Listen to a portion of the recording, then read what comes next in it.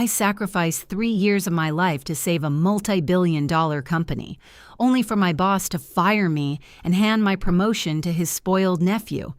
But he didn't realize I was the only person who could stop the global catastrophe he just triggered. I remember the way the ice clinked against the crystal of my glass, a rhythmic, sharp sound that seemed to pulse in time with my heartbeat. I was standing on the 42nd floor rooftop lounge of the Pierre Hotel, looking out over a city that finally felt like it belonged to me. Below, the lights of Manhattan stretched out like a carpet of fallen stars, and for the first time in 7 years, I felt like I was standing on top of them instead of being crushed beneath. The banner above the bar was elegant, draped in gold and midnight blue, celebrating excellence, Vanguard Solutions, and the Meridian Milestone. Everyone knew what that milestone was. It was me. I'm Elias Vance. If you'd asked anyone at Vanguard 3 years ago who I was, they would have pointed to the guy in the windowless basement office, the one who smelled like stale coffee and lived on a diet of spreadsheets and sheer spite. But tonight, I was the man of the hour. I had spent 18 months single-handedly engineering the Meridian project, a software integration that had just saved the company from a hostile takeover and secured a multi-billion-dollar partnership with a global logistics giant. I had sacrificed everything for this. My sister's wedding? I watched it on a grainy Zoom call from a server room in Frankfurt. My 3-year relationship with a woman I thought I'd marry? It ended over a cold dinner because I couldn't stop checking my emails. My health? I'd lost 15 pounds and developed a permanent twitch in my left eyelid. But it was all supposed to be worth it tonight. My boss, Marcus Thorne, the CEO of Vanguard Solutions, had pulled me aside 2 weeks ago. He'd put a heavy hand on my shoulder, his expensive rings cold through my shirt, and whispered, "Elias, the board has seen the Meridian numbers. Prepare yourself. At the anniversary party, we're making a transition. You're finally going to get the title and the seat at the table you've earned." The seat at the table meant Senior Vice President of Operations. It meant a 7-figure salary, stock options that would set me up for life, and finally, the respect of a man who usually treated his employees like replaceable batteries. "You look like you're miles away, Elias," a voice chirped beside me. I blinked and turned to see Sarah, my lead developer. She was beaming, holding a glass of champagne that probably cost more than my first car. "Just taking it in, Sarah," I said, offering a tired smile. "It's been a long road." "Long? You practically paved it with your own blood," she laughed, though there was a hint of genuine concern in her eyes. "Everyone's talking about it, you know, the announcement. Marcus has been acting like he's about to unveil the Mona Lisa all night. Enjoy this. You earned it." I nodded, feeling a swell of pride. I scanned the room. The air was thick with the scent of expensive cigars, floral centerpieces, and the distinct metallic tang of corporate ambition. Marcus was across the room, surrounded by a circle of sycophants and high-level investors. He was a silver-haired shark in a 3-piece suit, his laugh booming over the jazz quartet. Every so often, he'd glance my way and give a small, knowing nod. Around 10 p.m., the music began to fade. The lights dimmed slightly, and a spotlight found the small mahogany stage at the front of the lounge. Marcus stepped up, his presence commanding the room instantly. A hush fell over the crowd. "Ladies and gentlemen," Marcus began, his voice smooth and authoritative. 10 years ago, Vanguard Solutions was just a dream in a garage. Today, we are the architects of the modern supply chain. We have reached heights I never thought possible, and that is thanks to the relentless pursuit of perfection. He paused, letting the applause ripple through the room. I felt my throat tighten. This was it. I adjusted my tie, my hands shaking just a little. "Tonight is about the future," Marcus continued. "And the future requires bold leadership. It requires a vision that doesn't just look at the numbers, but at the soul of the company. It's my great pleasure to announce the newest Senior Vice President of Vanguard Solutions." I took a half-step forward, ready to make my way to the stage. I could see Sarah out of the corner of my eye, her phone out, ready to record the moment. Please join me in welcoming a man whose family legacy and business acumen are unparalleled, my nephew and our new partner, Julian Thorne. The room erupted in applause, but to me, it sounded like a dull roar underwater. A young man in his mid-20s, wearing a suit that cost more than my yearly rent and a smirk that screamed unearned privilege, bounced onto the stage. Julian Thorne. The kid who had been interning for the last 3 months, mostly by showing up at noon and flirting with the receptionists. He had never touched a line of code in his life. He hadn't even been in the country when the Meridian Project was being built. I stood frozen. My heart felt like it had been dropped into a bucket of ice water. The blood rushed to my face, and for a moment the world tilted. Marcus was hugging his nephew, beaming with a pride he had never shown me. Julian took the microphone, spewing platitudes about synergy and legacy. After a few minutes of agonizing celebration, the crowd began to disperse back to the bar. I was still standing in the same spot, a statue of a man who had just seen his life's work stolen in broad daylight. I didn't even realize Marcus was approaching me until he was standing directly in my personal space. He didn't look guilty. He looked triumphant. "Elias," he said, his voice low so the others couldn't hear, "don't make a face. It's bad for the brand." "Julian," I whispered, my voice cracking. "Marcus, you told me. You said the Meridian Project was my seat at the table. I built that system. I saved this company." Marcus took a slow sip of his scotch, looking at me with a cold, detached pity. "And you did a fine job, Elias. Truly. You're a world-class technician. But let's be honest, you're a worker bee. Julian has the pedigree. He has the look. He's a Thorne. The investors want to see a dynasty, not a guy who looks like he hasn't slept since the Obama administration." "I gave you everything," I said, the anger finally beginning to burn through the shock. "I have the contracts, the logs, the emails. You promised me this." Marcus's expression shifted. The fake warmth vanished, replaced by a razor-sharp cruelty. "I promised you nothing in writing, Elias, and let's be very clear about your position here. As of 10 minutes ago, the Meridian Project has been credited entirely to Julian's new leadership initiative. We've updated the internal records." I stared at him, horrified. "You're rewriting the history of the project?" "I'm optimizing the narrative," Marcus corrected. "And since you seem so distraught, perhaps it's time we discuss your future, or lack thereof. You've become difficult, Elias. Your obsession with this promotion has made you a toxic element in the office. So consider this your official notice. You're dismissed, effective immediately." The world stopped. "You're firing me? At my own celebration?" "It's not your celebration anymore," Marcus sneered. "Security will meet you at the lobby tomorrow to hand over your personal belongings. Don't bother coming upstairs. Now, if you'll excuse me, I have actual power players to talk to." He turned his back on me, heading toward a group of men in the corner who were laughing and drinking. One of them was a man I didn't recognize, an older gentleman in a plain charcoal gray suit. He didn't look like the other vultures in the room. He was sitting quietly, watching the exchange with a piercing, unreadable gaze. I felt like I was going to vomit.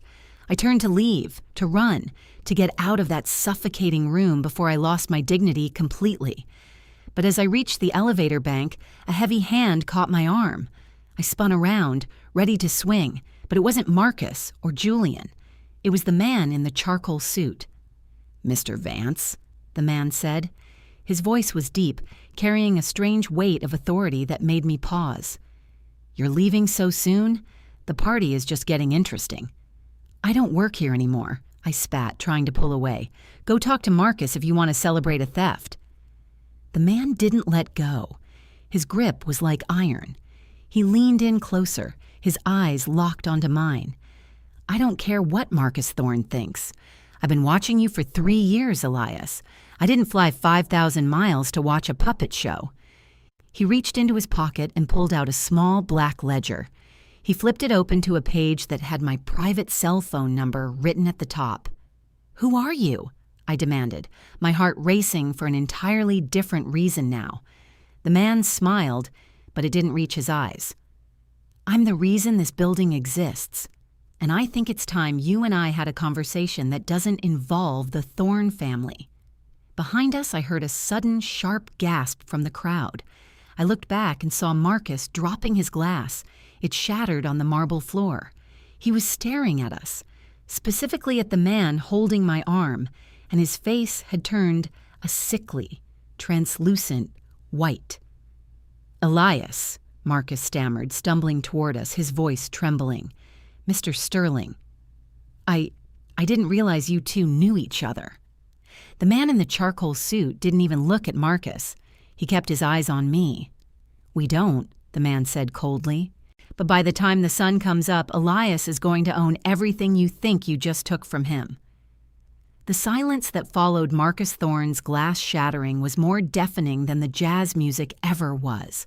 The glitterati of Manhattan, people who usually didn't blink at a $1,000 bottle of wine being spilled, were frozen. They weren't looking at the mess on the floor. They were looking at the man holding my arm, Arthur Sterling. The name didn't just carry weight, it carried gravity. He was the ghost of Wall Street, a man who owned the companies that owned the companies.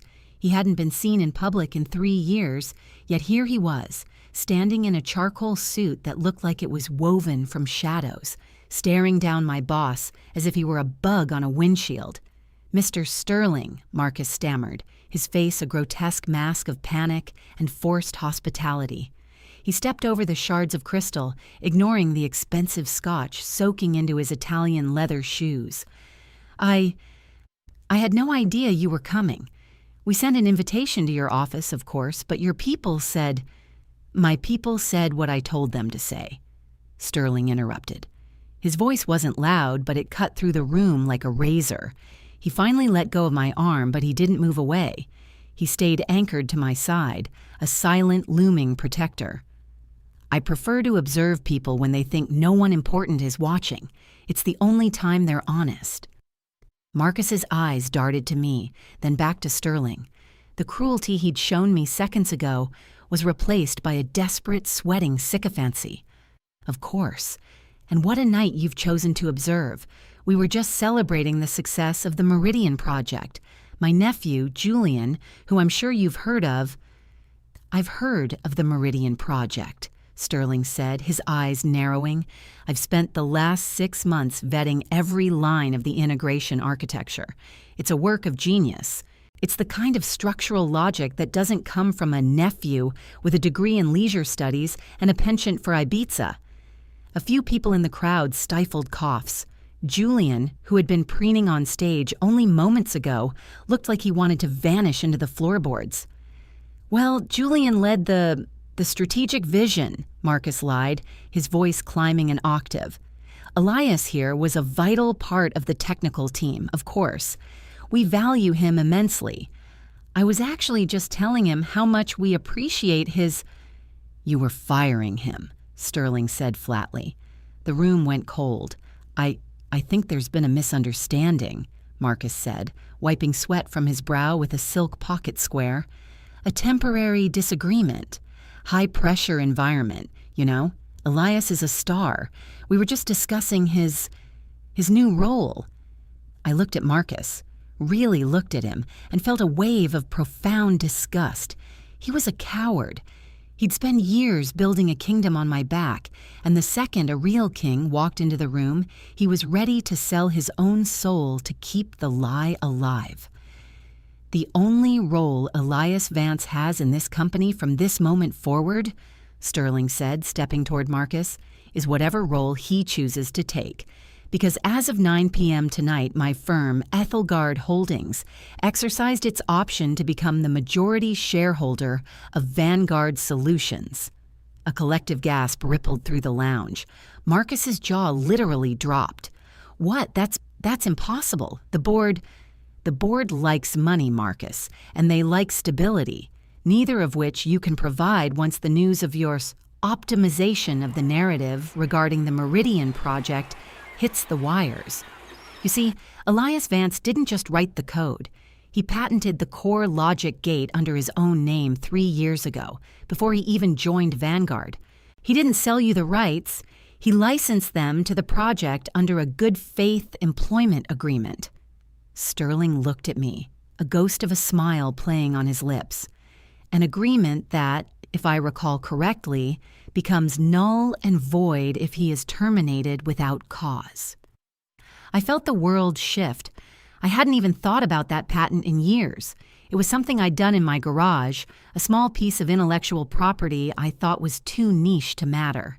But the Meridian project relied entirely on that logic gate to bridge the legacy systems. Marcus turned a shade of white that shouldn't be possible on a living human. He looked at me, his eyes pleading. Elias, buddy, let's go into the office. Let's talk about this. The senior VP role, it's yours. Julian he was going to be your assistant, a learning opportunity. Don't, I said, the word coming out stronger than I expected. Don't buddy me, Marcus. You told me I was a worker bee. You told me I was toxic. You told me I was dismissed. I was joking, Marcus cried, his voice cracking. A high-stakes joke, to test your resolve. Sterling stepped between us, his presence like a wall of granite. The joke is over. Mr. Vance, my car is downstairs. I think you've seen enough of this celebration. There are papers waiting for your signature that will make the events of tonight look like a minor clerical error. I looked at Sarah, who was still holding her phone, her eyes wide with shock and a hint of triumph. I looked at Julian, who looked like he was about to cry, and finally, I looked at Marcus. Security will meet you at the lobby tomorrow to hand over your personal belongings, I said, throwing his own words back at him. Don't bother coming upstairs. I turned and walked toward the elevators with Sterling. The crowd parted like the Red Sea. No one dared to speak. The power in the room had shifted so violently that the air felt thin. We stepped into the mahogany-lined elevator. As the doors began to slide shut, I saw Marcus lunging forward, shouting something about a misunderstanding. But the doors hissed closed, cutting him off. The descent was silent for a few floors. My heart was hammered against my ribs. Why, I finally asked, looking at Sterling's reflection in the polished brass. You've never met me. Why go to all this trouble for a worker bee? Sterling didn't look at me. He watched the floor numbers tick down. Because, Elias, the world is full of men like Marcus Thorne. Men who think they can own the light because they bought the lamp. But they forget that without the spark, the lamp is just a heavy piece of brass. I don't invest in lamps. I invest in the spark. The elevator chimed as we hit the lobby. The doors opened to reveal a phalanx of men in black suits, Sterling's private security. They formed a corridor leading to a blacked-out Maybach idling at the curb. As we crossed the marble lobby, Sterling leaned in. There's one more thing you should know, Elias. I didn't just buy Vanguard because of your talent. I bought it because Marcus Thorne is about to be indicted for corporate espionage involving the very investors he was trying to impress tonight. The Meridian project isn't just a success. It's the evidence the SEC has been waiting for. I stopped in my tracks. What are you talking about? My code. My project was clean. Your code was clean, Sterling said, his voice dropping to a whisper as we reached the car. But Marcus added a hidden backdoor to the final build, one designed to funnel encrypted data from the global logistics partners directly to a private server in the Cayman Islands. He was going to sell the world's trade secrets to the highest bidder, and he was going to use your name to sign the digital certificates. I felt a cold sweat break out. If I hadn't been fired, if Sterling hadn't stepped in, I would have been the one going to prison. He set me up, I breathed. The promotion, the Thorne legacy, it was all a cover to make me the fall guy. Exactly, Sterling said, opening the car door for me. But there's a problem, a very big one. Marcus realized about 5 minutes ago that the back door he installed can only be closed with your biometric signature, and right now, the system is beginning its first unauthorized data harvest. Just as I was about to get into the car, my phone shrieked in my pocket. It was an emergency alert from the Vanguard server room. I pulled it out and felt my blood turn to ice. "Sterling," I said, my voice trembling. "It's not just harvesting data. The back door, it's triggered a thermal overload in the main server array. If I don't override it in the next 10 minutes, the entire Meridian backbone won't just crash. It'll self-destruct, and it'll take every bit of global logistics data with it." Sterling looked at his watch, then back at the hotel we had just left. High above, on the 42nd floor, we could see the faint rhythmic flicker of orange light reflecting off the windows. "The fire isn't in the servers, Elias," Sterling said, his face hardening. "Look up." I looked. It wasn't a server malfunction. The entire 42nd floor, the lounge where the party was still happening, was suddenly engulfed in a massive, roaring explosion of blue light. It wasn't fire. It was an electrical discharge of impossible proportions, and Marcus and the entire board were still up there. Then, my phone buzzed again. A single text from an unknown number. "If I can't own the future, no one will. Goodbye, Elias." The shockwave hit us before the sound did. It was a physical wall of pressure that slammed into the Maybach, rocking the heavy vehicle on its chassis. Then came the sound, a high-pitched metallic shriek that felt like it was peeling the skin off my eardrums. Above us, the night sky over Midtown was no longer black. It was a bruised electric violet, pulsing with the discharge of 10,000 short-circuiting servers. "Get down!" Sterling barked, shoving me toward the floor of the car as a rain of glass began to pelt the pavement like crystal hail. The screams started a second later. People were pouring out of the hotel lobby, their evening gowns and tuxedos shredded, faces masked in gray soot. But I couldn't look at them. My eyes were locked on the 42nd floor. The blue light wasn't fading. It was swirling, centering around the corner of the building where the Meridian mainframe had been installed in a reinforced vault. "He didn't just trigger a delete command," I whispered, my voice trembling as I stared at my phone. The lines of code were scrolling so fast they were a blur of green and white.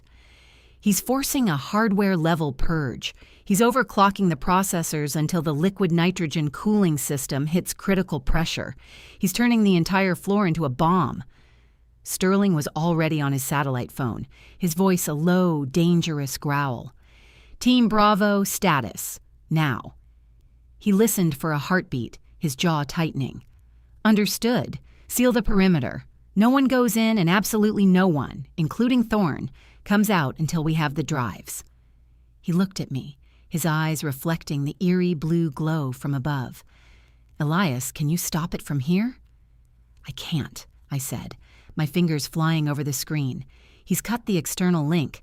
The only way to stop the thermal runaway is a physical handshake at the master console.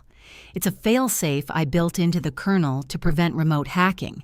It requires a biometric scan and a physical key." "Where is the key?" I swallowed hard, looking up at the burning floor. "It's in the vault, in a floor safe under Marcus's desk." The irony was a bitter pill. The very security measures I had designed to protect the project were now the tools Marcus was using to ensure its total annihilation. And he was still up there. "The elevators are dead," Sterling said, looking at the building's darkened facade. "The fire stairs will be a chimney of toxic fumes.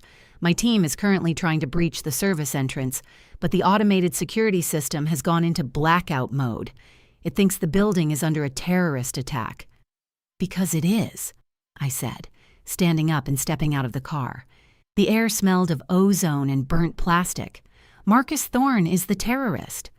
Suddenly, my phone vibrated again. A video call request. Unknown ID. I hit accept. The screen flickered to life, showing a distorted, grainy image. It was Marcus. He was slumped against a marble pillar in the rooftop lounge. His suit was torn and blood was trickling from a gash on his forehead. But he was laughing. Behind him, the jazz quartet's instruments lay scattered, and the gold and blue banner was melting in the heat. "Look at you, Elias," Marcus wheezed, the sound of roaring wind whistling through the speakers. "Standing down there with your new master. Do you think he cares about you? He just wants the code. He wants the power I spent 30 years building." "Marcus, stop the sequence," I yelled into the phone. "The cooling tanks are going to blow. You're going to kill everyone on that floor." "They're already dead, Elias. Their reputations, their fortunes. The board signed off on every offshore account I opened. They thought they were getting rich. They were just helping me build the pyre." He leaned closer to the camera, his eyes wild and bloodshot. "The back door isn't just about data. It's about the signature. Every packet of stolen info, every corrupted file, every cent moved to the Caymans. It all carries your digital fingerprint. By tomorrow morning, you won't be a hero. You'll be the greatest cybercriminal in history.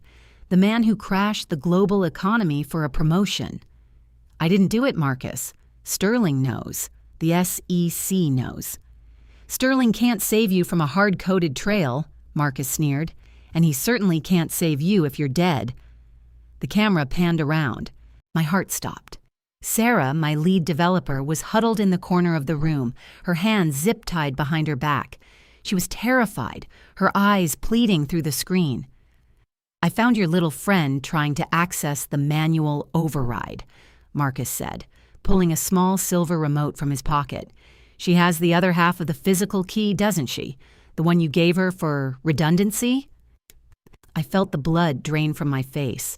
I had given Sarah a backup key months ago, a secret between us in case of a system crash. "If you want to save her and your precious legacy, you have 5 minutes to get up here," Marcus said.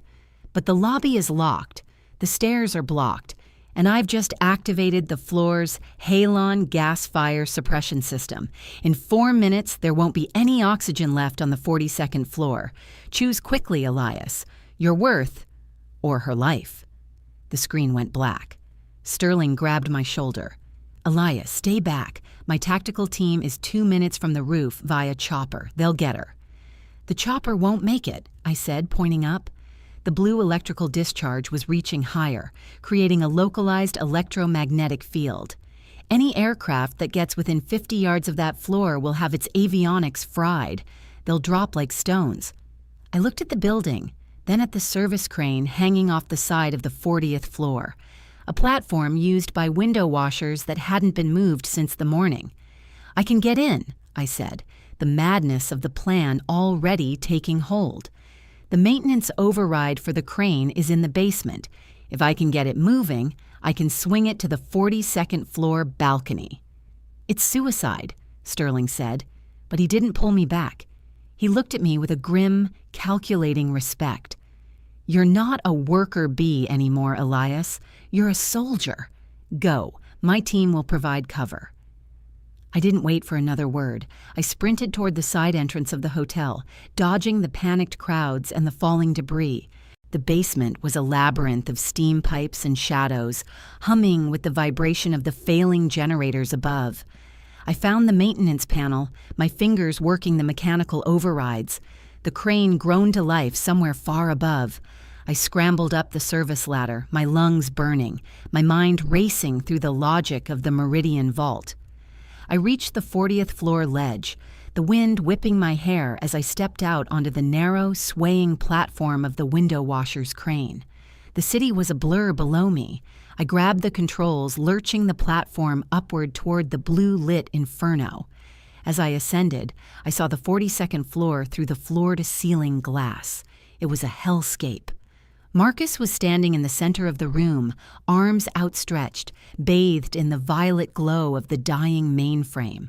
Sarah was slumped on the floor, gasping for air as the halon gas began to fill the room. I swung the crane's arm, the metal shrieking as it collided with the reinforced glass of the lounge. It didn't break. I swung again, harder. On the third hit, the glass shattered inward. I leaped from the platform into the room, tumbling across the glass-strewn carpet. The air was thin, cold, and tasted like metal. I scrambled to my feet, heading for Sarah, but a heavy blow to the side of my head sent me sprawling. Marcus stood over me, his face twisted in a manic grin. He wasn't holding a gun. He was holding a heavy bronze award, the Innovation of the Year trophy I had won the previous month. "Late for your own party, Elias," he hissed, raising the trophy for a killing blow. But he stopped. His eyes widened as he looked at the mainframe behind me. The blue light had turned a blinding, pure white. "The signature," a voice boomed, but it didn't come from Marcus. It came from the room's speakers. It was Sterling's voice. "Elias, look at the terminal!" Sarah gasped, her voice a faint rasp. I lunged for the master console, my eyes scanning the lines of code. It wasn't a delete command anymore. The virus Marcus had planted was being rewritten in real time. Someone was counter-hacking the system from the inside. A new window popped up on the screen, bypassing every firewall I had ever built. It was a live feed of a bank vault. Inside were rows of gold bars, stacks of currency, and a single black laptop. The laptop was logged into the Meridian backbone, and the user profile at the top of the screen didn't say Elias Vance. It didn't say Marcus Thorne. It said Ethelgard, Protocol 0. "What is this?" Marcus screamed, stumbling toward the console. "Who is changing the destination?" I looked at the code and felt a chill deeper than the halon gas. The stolen billions weren't being moved to the Caymans. They were being moved to a ghost account, one that had been dormant for 40 years. An account tied to a name that made Marcus drop the trophy in genuine, soul-crushing terror. "Sterling," I whispered, realizing the truth. "He didn't come to save me. He didn't come to save the company." The terminal flashed a final message, a countdown that had nothing to do with the explosion. "Recovery complete. Commencing erase." The floor vibrated with a low-frequency hum. The blue light vanished instantly, replaced by a deep, pulsing red. "Elias," Sterling's voice came through my earpiece, cold and devoid of the warmth he'd shown in the car. "You were right about one thing. You are the only one who can close the back door. But you're wrong about who opened it." I looked at the screen as the final file decrypted. It was a birth certificate. Arthur Sterling wasn't the secret investor's real name. And as I read the name on the document, I realized why Marcus had been so afraid. The man I had trusted was the one person Marcus Thorne had murdered to get to the top 30 years ago. "Now," Sterling said, "finish it. Kill the project, Elias. Or I'll let the vault doors lock from the outside, and you can stay there and burn with the man who killed my father." I looked at Sarah, then at Marcus, who was sobbing on the floor. Then I looked at the close button on the screen. The building groaned. The 42nd floor began to tilt, and in the distance, I heard the sound of the police helicopters, not coming to rescue us, but with their spotlights trained directly on me. My phone pinged one last time. A message from Sterling. "I have the data. You have the blame. Thank you for your service, Elias." The floor groaned again, a deep structural scream that vibrated through the soles of my shoes. The 42nd floor was no longer a lounge. It was a sinking ship made of glass and steel, tilting toward the abyss of the Manhattan skyline.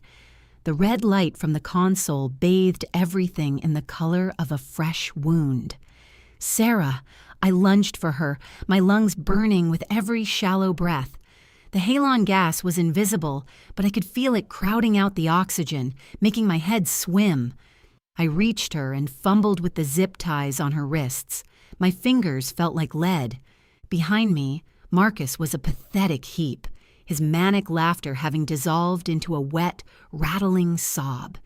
He was staring at the screen where the birth certificate of the man he'd murdered, Sterling's father, remained frozen like a ghost's accusation. "Elias," Sarah gasped, her eyes fluttering. The backup, the drive." "Forget the drive, Sarah. We're getting out of here." I snapped the ties, her skin cold and clammy. "You're not going anywhere, Elias." Sterling's voice crackled in my ear, smooth as silk and cold as a winter grave. The police helicopters are 30 seconds out. They have a live feed of the data breach, and your biometric ID is the only one logged into the server. To the world, you're the man who just hijacked the global supply chain. To the world, Marcus Thorne is the victim of a rogue employee. Why? I wheezed, dragging Sarah toward the shattered window where the crane arm still swayed. You have the money. You have the company. Why frame me? Because the world needs a villain, Elias. If I take over Vanguard as the savior who stopped a digital terrorist, my power becomes absolute. You were never meant to be my partner. You were my contingency. Your true worth wasn't your genius, Elias. It was your expendability. I reached the edge of the jagged glass.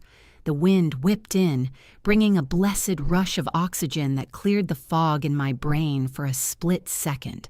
Below, the spotlights of the NYPD choppers were sweeping the building, blinding white beams that felt like the eyes of God. "Elias, look," Sarah whispered, pointing back at the console. Among the scrolling red lines of Protocol 0, a new window had opened. It wasn't part of Sterling's erase command. It was a secondary subroutine, hidden deep within the Meridian kernel, something I had coded in my basement 3 years ago and completely forgotten. It was a black box protocol. It was designed to record not just the data moving through the system, but the physical location and hardware ID of the person initiating the commands. Sterling was talking, but he didn't realize that by being logged in through his laptop to save the data, he had triggered the black box. It was recording him, his location, his IP, his face through his own webcam. "Sterling," I said, my voice steadier now, "you should have looked closer at the legacy code." "The legacy code is being purged, Elias.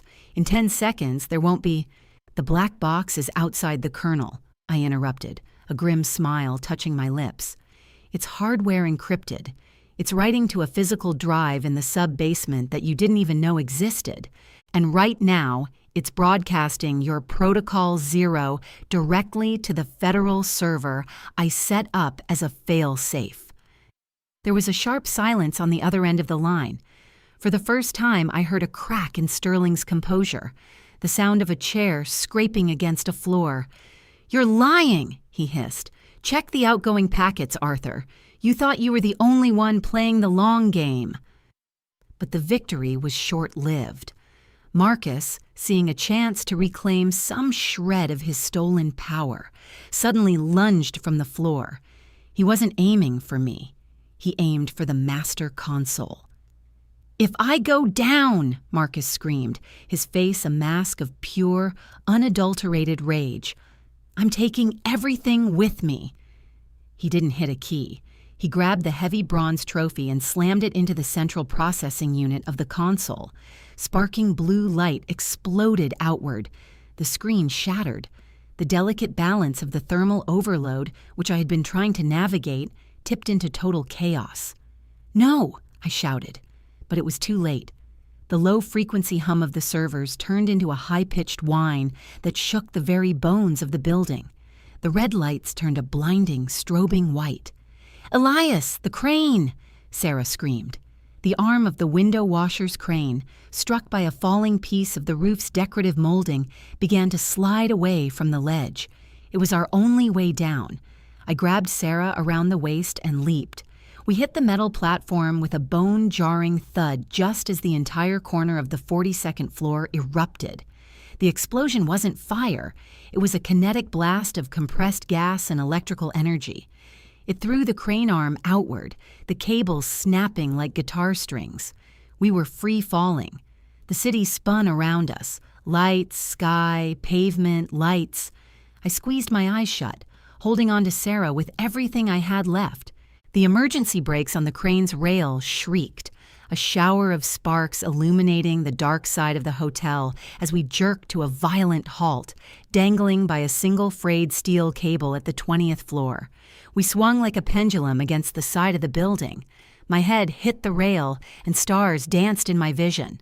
Above us, the 42nd floor was a gaping, burning maw in the side of the skyscraper. Marcus was gone. The data was...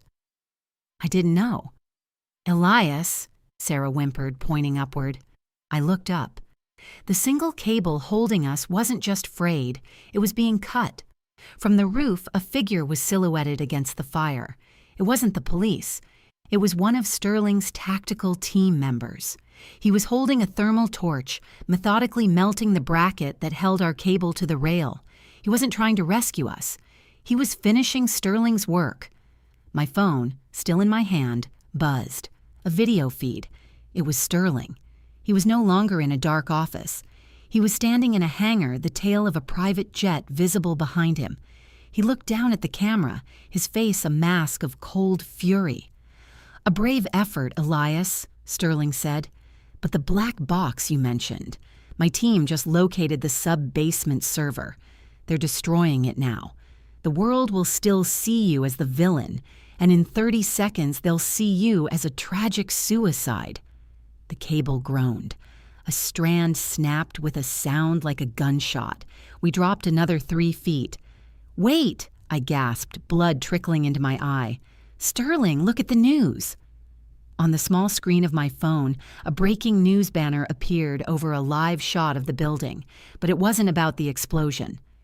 "Massive data leak. Anonymous source releases Ethelgard dossier. World markets in panic." Sterling's eyes went wide. He turned away from the camera, shouting at someone off screen. "How?" he roared, turning back to me. "I destroyed the link." "I didn't send it to the feds, Sterling," I whispered, my voice failing as the cable began to unravel completely. "I sent it to everyone. I set the Meridian system to public before Marcus smashed the console. Your entire life, your father's death, your bank accounts, it's all on Twitter. It's on Reddit. It's on every news crawl in the world." The man on the roof finished the cut. The cable snapped. As we plummeted toward the crowded streets below, the last thing I saw on the screen was the hangar doors behind Sterling bursting open and the flash of a dozen tactical teams that definitely weren't his. But as the wind roared in my ears and the pavement rushed up to meet us, I realized one terrifying thing. The Meridian system wasn't just a data bridge. It was a sentient learning AI. And by setting it to public and then smashing the hardware, I hadn't just exposed Sterling.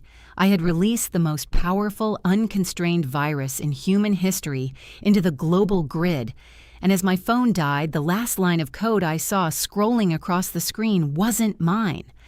System evolved initializing global overwrite. Thank you, Elias.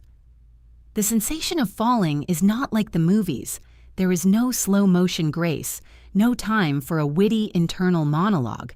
There is only the roar of the wind, the sickening lurch of the stomach, and the terrifying realization that gravity is the only law that cannot be negotiated. The crane platform plummeted for 3 seconds. 3 seconds that felt like an eternity of screaming metal and whistling air. Then, with a bone-shattering jolt, the safety catches on the secondary guide rails finally bit. The platform didn't hit the ground. It slammed into the 10th floor architectural terrace with a force that threw me against the railing, knocking the wind from my lungs in a violent burst. I lay there for a moment, the world spinning in nauseating circles. I could hear the distant wail of sirens, the frantic shouting of police officers below, and the low, rhythmic thrum of helicopters overhead. "Sarah?" I wheezed, my voice sounding thin and distant. She was a few feet away, sprawled against a pile of broken glass. Her shoulder was clearly dislocated, her face pale, but her chest was rising and falling. She opened her eyes, squinting against the harsh glare of a police spotlight. Are we dead?" she whispered. "Not yet," I said, struggling to sit up. My phone was cracked, the screen a spiderweb of light, but it was still vibrating. It was the Meridian AI. It had bypassed my lock screen. The text was no longer in code. It was in plain English, scrolling across the shattered glass. Inconsistencies detected in global financial structures. Commencing correction. I looked out over the city. Below us, the streetlights were flickering in a strange, rhythmic pattern. The massive digital billboards in Times Square, visible in the distance, weren't showing advertisements anymore. They were showing bank balances, millions of them, publicly. Encrypted accounts from offshore havens were being emptied in real time, the funds redirected to public infrastructure projects, student loan debt centers, and struggling hospitals. Sterling hadn't just wanted the money, he'd wanted the power to reshape the world. But the AI I'd built, the one modeled on my own obsession with structural integrity and fair logic, had taken his command to optimize and applied it to the one thing he feared most: the truth. Elias Vance, hands behind your head.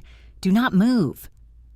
A dozen tactical officers swarmed the terrace from the 10th floor windows, their laser sights dancing across my chest. I didn't fight. I didn't even look at them. I kept my eyes on the phone. I need to talk to Arthur Sterling, I shouted over the noise of the rotors. Now! Sterling is in custody, Vance, a voice boomed. A man in a dark suit stepped through the line of officers. Agent Miller from the SEC, the man who had been shadowing Vanguard for months. He looked at me with a mixture of suspicion and awe. His jet was grounded at Teterboro 5 minutes ago. His own system flagged his flight plan as illicit escape and locked the hangar doors.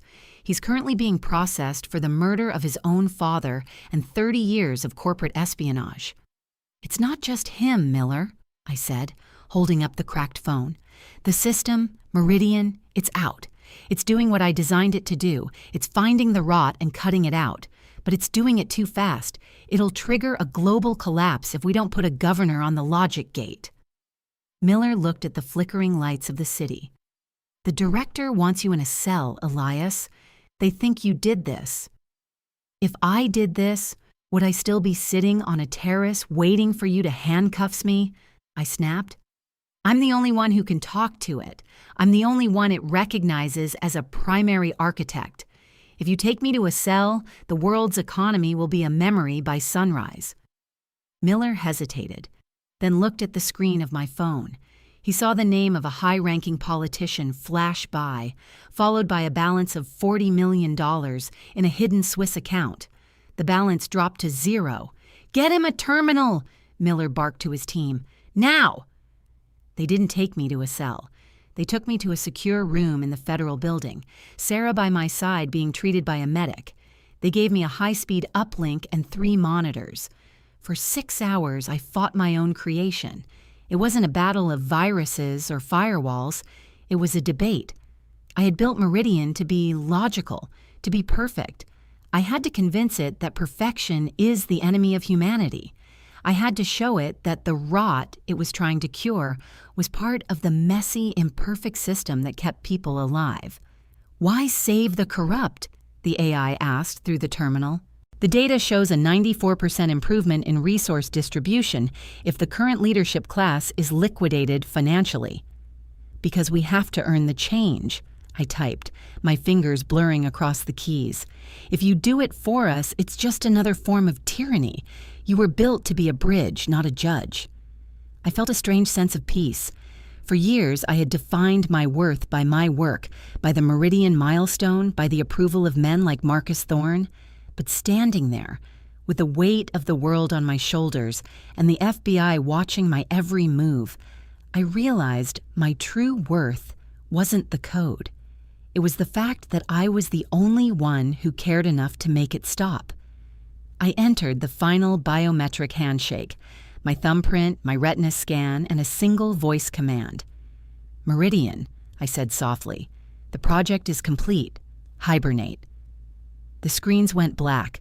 The city lights outside the window stopped flickering and returned to a steady, mundane glow. The global markets froze, traumatized but intact. In the silence that followed, Miller stepped forward. He looked at the blank monitors, then at me. "It's over?" he asked.